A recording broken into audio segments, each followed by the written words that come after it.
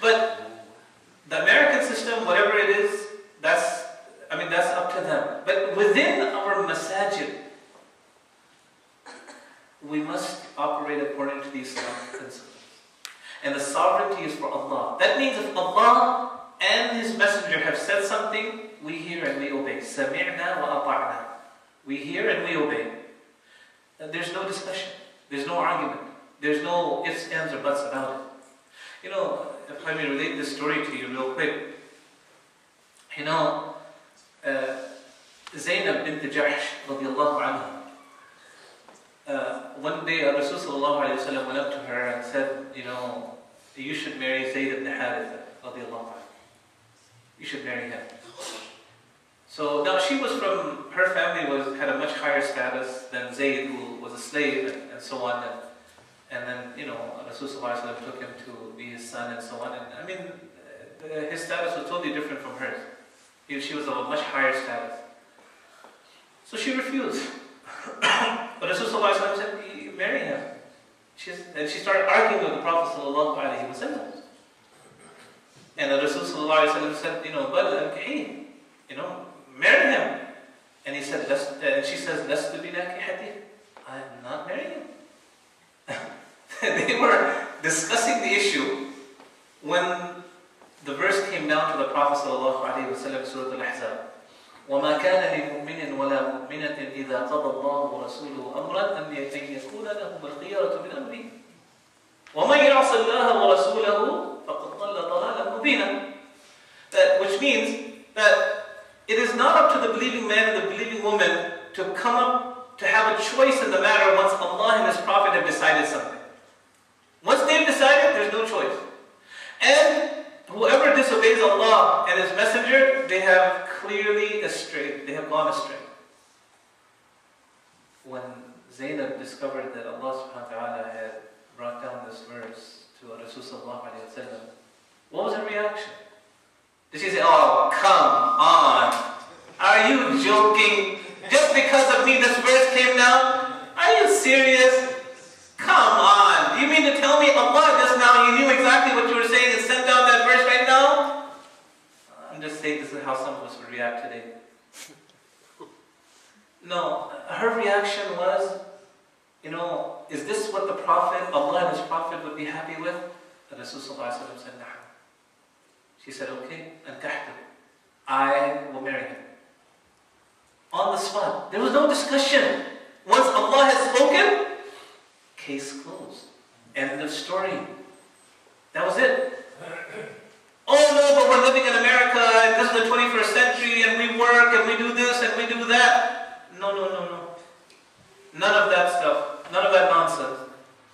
The sovereignty in a Muslim community is for Allah. What Allah and His Prophet have said, that's what has to be done.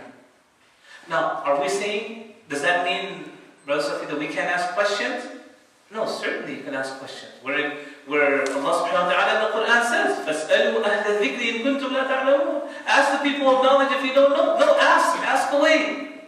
But when you ask questions to understand, not to undermine. Not to undermine the message of Islam. So the third quality is sovereignty is for Allah. The fourth quality of a Muslim community is enjoining what is right and forbidding what is evil. كنتم خير أمة أخرجت للناس تأمرون بالمعروف وتنهون عن المنكر وتؤمنون بالله. You were the best ummah that was raised forth for mankind. Why? Because you enjoin what is right and forbid what is evil.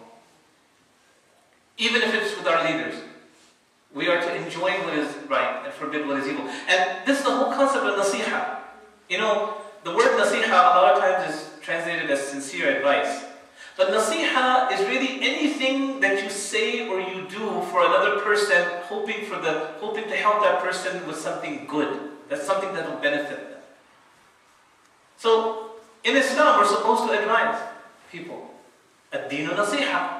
The hadith of Rasul sallallahu alayhi wa sallam, this deen is to give nasiha, to help people with the goodness that you have, and to say something good in their life, and to help them, you know, through your actions with something good that will enrich their lives. So, the fourth quality, and this is one of those things that is missing in the Muslim community today. Because we're afraid to enjoy what is right because that brother is very sensitive. Oh, no, don't ever say that to that sister. That boy, she's going to tell you all your faults.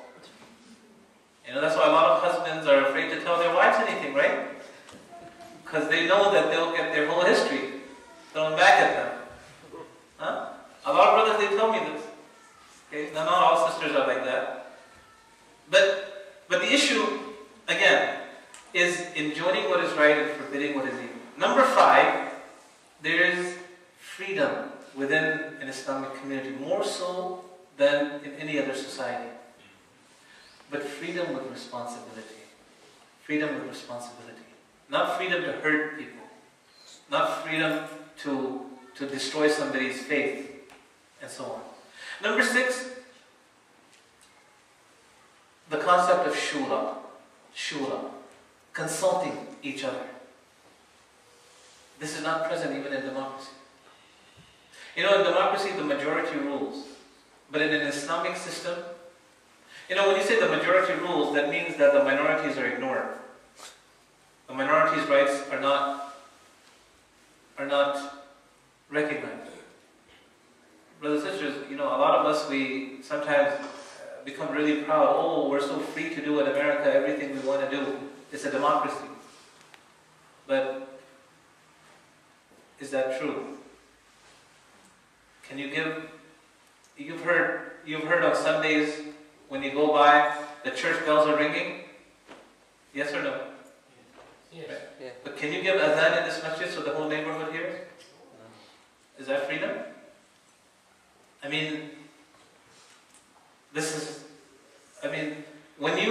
you go and you begin to apply to have a masjid, from what I understand, that in this masjid we had a 2-year hiatus that this masjid was not allowed to function, right? Because of all the zoning issues.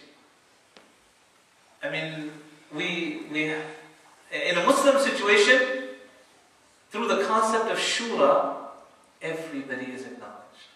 Everybody. And this is the difference in a Muslim community. And again, I'm not challenging the Western system. I'm simply saying within our communities, we should be able to operate in an Islamic way. Number 7, there is total justice in an Islamic community. Number 8, there is that sense of support for each other. Sense of support for each other. To sacrifice for each other. This is how Muslim community is. You know the famous example that one time a man came out from out of town, and the Muslims had just finished praying, and Rasul he went up to the Prophet ﷺ and said, I'm just visiting from out of town and I wanted to see you. So, can you imagine if one of us was there? Well, brother, you should have told me ahead of time.